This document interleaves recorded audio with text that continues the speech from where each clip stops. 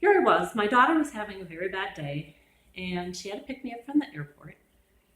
And she parked, came in. I was ready to go, so we just went back out.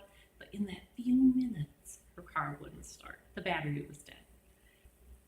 But in like the 3 seconds we were standing there figuring out, who's got the number for AAA, a tow truck pulls up beside us.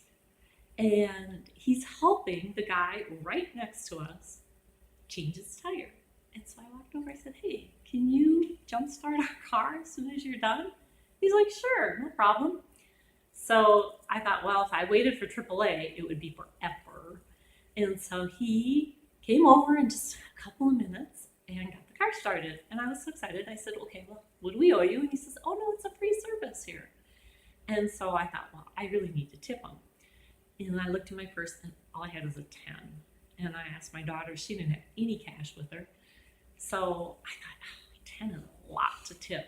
So I didn't give him a tip. And after we left, it kept bothering me. It was like, I really needed to give that guy a tip.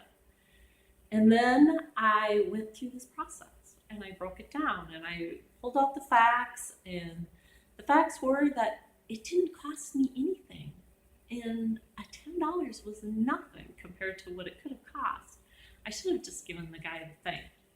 And so what I really learned from that is I need to follow my instincts. I need to listen. My insides told me that I should pay him a tip. And even though the tip was bigger than I would have wanted, I should have paid him the tip. I should have listened. So that's not the good part of the story. So then, a few days later, I decided I wanted a bath. I haven't had a bath in like years. Yeah, I took a shower, but I haven't had a bath. I haven't had just a bath. And I've had this bath bomb that I wanted to use, and I just hang on to it for the right moment. And finally, I was just like, you know what? I don't have anything I need to do right now. I put some bread in the bread maker, and it just does its own thing. So I was just going to be like, okay, I'm going to take a bath while my bread bakes, and I can get out and have some fresh bread, and it'll be really cool. So I shut the door in my bathroom, which there's no window, so it's nice and dark, and I lit some candles, and I just got down in this great bubbly bath. And I thought, oh, I'm going to do some sensing. And if you don't know what sensing is, it's really easy. It's like, what is everything I see? What is everything I hear? What is everything I smell right now? And so when I got to the smelling part, when I sniffed, I could smell my candle because it's scented, but I could sense a smell of fresh baked bread. Yeah, try saying that 3 times fast. Anyway, I could smell the smell, but if I sniffed, I couldn't smell it, but I could sense it, that I could smell it. And I was like, I shouldn't be smelling bread yet. And I thought, I should get out and check on the bread. And then I thought, oh my gosh, the bread maker makes the bread, no problem.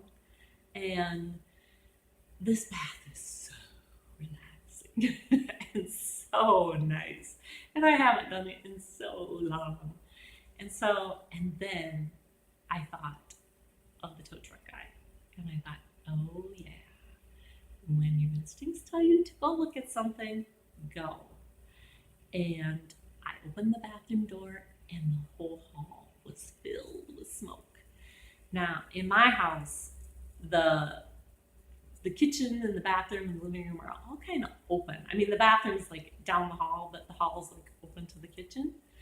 And so the smoke was just coming out of the kitchen and going right down the hall.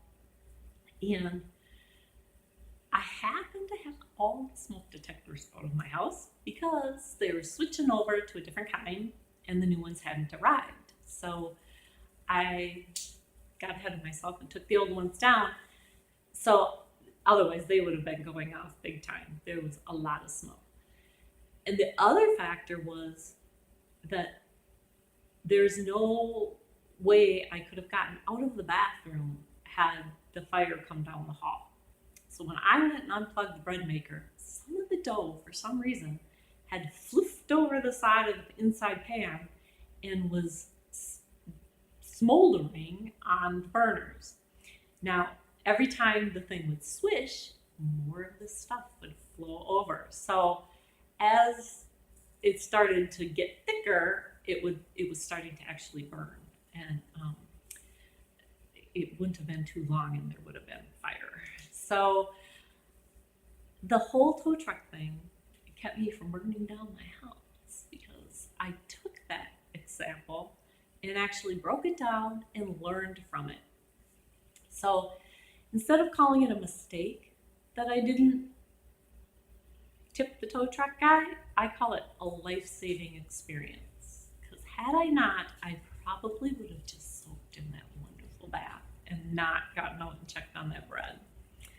So that's my example of what mistakes can actually do for you and how they can be beneficial instead of detrimental.